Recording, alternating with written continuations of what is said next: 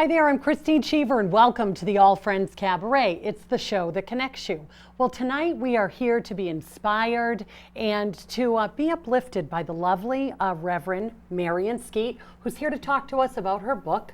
And I welcome you, Marion, to the Cabaret. Thank you so much. Thank you so much for coming. So you're from the Boston area originally? Yes, yeah. Originally I'm from the Caribbean, Trinidad, and but we've been here over 30-something years, and I'm going to date myself, but I came as a very, very young child. All right, and so you've been in this area ever since? For a very long time. And is your family here as well? Yes, my family is. I did move to California, and I've been back in Boston for about 3 years. All right. So, yeah. So tell me a bit about your background, because you're a reverend. Yes. You're with Legacy Makers, is yes, that correct? That's the organization, yes. Now tell me what led you to, was it a childhood, your faith in childhood, and then brought you to that? Exactly. That's a very good question, Krystyne. First of all, I'm so glad to be here. Oh, good. I pretty much was what they call a PK. That's preacher's kid or pastor's kid, and that was not always a good label growing up, because it was sort of the kid that couldn't do the things that everybody else was doing. Okay. And you lived in that strange house called a parsonage, and so I didn't really like that label for a long time. And although when I was little, I went to I went to the Catholic church, but our neighbors had a different church, and it was kind of cool seeing the pastor's kids get to go to the house right next door. Yes, so exactly. I want to add that it was cool. It was, and there were some benefits from there, from being there and stuff like that. So I can't say it was all bad, but no kid wants to feel like they were different. So. But I think what happened to me is that I had to own my own faith. And I think that happens to a lot of preachers' kids or kids that grow up in church or in some religious setting. There is a sense in which you kind of have to know, do I really want this for myself? Or is this just something I'm doing because my parents are forcing me, or because they think it's good for me? And so I had to kind of own my own faith. At a very young age, I had to say, like, God, if you're real, you got to prove yourself to me. And did you find that you went away from your faith at any time, or was it always with you? It's interesting, because I think as a teenager, sometimes you rebel. People rebel in different ways. Sometimes you rebel and you just completely cut ties with, the past and the life that you grew up with. And sometimes you stay in the circle and you do the right things, but your heart is not in it. Right. And I would say that maybe that was true of the last part. Yes. And so I stayed in the church. I did the religious things or the right things, but I wasn't always. In my heart, I think there was always the questions were there. Okay. So I think it was in the teenage years, and I was a kid that really suffered with a lot of low self-esteem issues. Okay. Mm-hmm. And for me, faith has to be able to speak to those things. It can't just be ritual and things that you do. Right. Go to church every Sunday and pay tithes or do whatever you do. It has to speak to your life. Right. Where you are. And that for me was what made it real for me, because God actually spoke to my life. Right. So here was this preacher's kid. Everyone's looking to you as an example, because you're supposed to be an example. You're the preacher's kid. You're supposed to be perfect. And so the pressure of that, was pretty overwhelming. But I found my personal God. I found the God who my parents loved and talked about, but he had to become my God. And was this before you became a reverend, or during the definitely. My parents are pastors, by the way. Of course, I did that. We do know that. And but so both of them. Both of them. Oh, wow. Yes, both of them were pastors. So we're talking about it's all around us. Yes. My mom created a home environment that was wonderful. I mean, we played, we had fun, we laughed, and so it wasn't by any means a hard childhood. But I think this thing about you have to be what your parents are. It's probably in the mind of every kid, or maybe the pressure to be something like your parents. And so I think that was with me, but I had to find God for myself. And he came to me in a way that I could relate to as a teenager, because esteem and how you look and how you feel about yourself is a big deal. Yes. In fact, it's a big deal for a lot of grown-ups, for a lot of people who are adults. And so I think it was God speaking to me and saying, I love you just the way you are. Right. And really meaning that. And how did that come to you? Was it through prayer? Was it through meditation? Yes, these perfect questions. I'm leading you right right to that One answer. of the things I could always say is that even as a kid, I always felt like I heard the voice of God. Even in my imaginary friends, I was the kind of kid that I would feel like God was speaking to me. Yes. Even in my playtime. So I always had that sense of God being with me, and there was always, we were in dialogue. And so I remember even through the rebellious years, they had God not making me feel like a castaway, even when I said, I don't want to go to church, you know? And my parents sort of saying, okay, because they wanted us to find God for ourselves. No, don't get me wrong. At a certain age, we had to go to church, but then there came this age of accountability. You now have to know.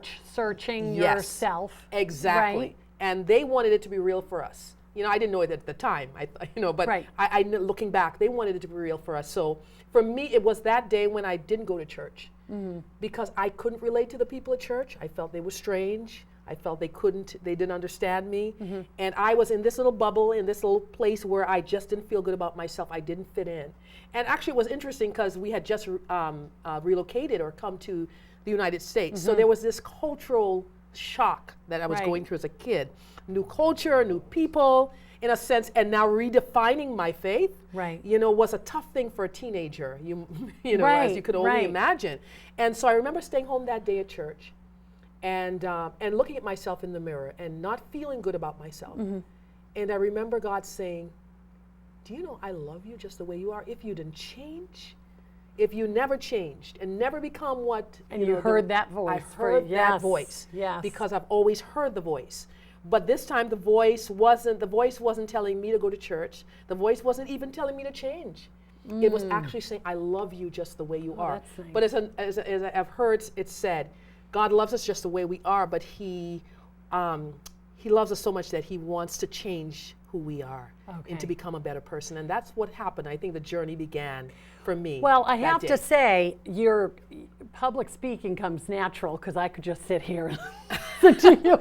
Just give me a sermon. No, I do love to but speak, you do. Yes. So it must be from seeing your parents in that setting. But there must be something in you that you love ministering to others. So tell me about that piece of it, of how you wanted to share that with others. You ask such great questions because I think as a teenager, as a child growing up with such low self-esteem, I was voiceless. I didn't want to talk. I remember coming to the States, one of the other things was the accent. Now, we had a Caribbean, a West Indian accent, and I didn't want to talk at school. And so I remember becoming very voiceless. When the teacher would ask a question, I would not be the one to raise my hand and to answer the question because I had an accent. And that was now it feels like, what's the big deal? But back then, we weren't so tolerant as a society of multiculturalism. So my accent was strange and I felt it was strange. And so I became voiceless. I think finding God and finding purpose and finding meaning in my life gave me a voice to be able to express the person that I truly am created to be. Right. So before we get into the second wind, and we will talk about that, let's talk about faith in general. Yes. Because I am of a Christian background and I pray every day, and there are things that I've noticed where God does speak to me. Yes. Sometimes though, day in, day out, yes, you're in the same job, or you're doing the same things, or you have a kid who's home at sick, or you're suffering from an illness yourself. Yes. So how do you take that? A lot of times we think that God's going to answer our prayer and just totally turn our lives around and make it perfect. Yes, exactly. I think that's what we look at. But tell me, the answer to my little nuggets of what I'm saying. Exactly. Because the truth is, you're correct.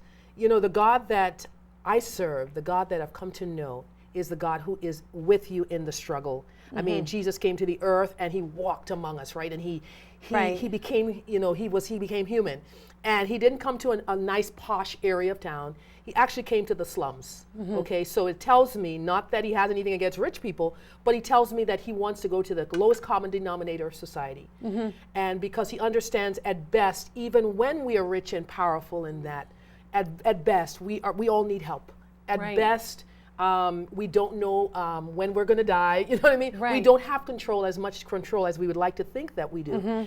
And at the very best, there is a brokenness in all of us. I mean, like you say, you're going daily, but there is this aching void in you. Right. And sometimes, we find the fulfillment in drugs, or we find it in sex, or we search for that. But I believe it's the aching void inside of us that only God can fill. Right. And so, yes, God does do the big miracles, and we see that. We see that in creation, and we see that. I am a testimony. 3 years ago, I was deathly ill, and the doctors have not diagnosed what it was. And prayer. I am now healthier than I was even prior to the illness. Oh, really? So I have proven God to be that kind of God. Yes. But I also know Him to be the God who's just with me in the daily struggles of life. He doesn't say abracadabra and snap and your problems just disappear all the time. Sometimes He says it's in the working through of the problems, in the midst of your humanity, that you find God. Right. You find me there. And so how could someone build upon their faith? Is it daily prayer? Or is it kind of listening to what's right for you? I mean, what's your... I'm very much I would say that I see the difference between religion and relationship with God and relationship with Christ. Well, I like how you say that, because people will say, oh, are you religious? And yes. I'll say, oh, well, I'm spiritual. Yes. Because you do picture religion like the book and learning. The do's and the don'ts and yes.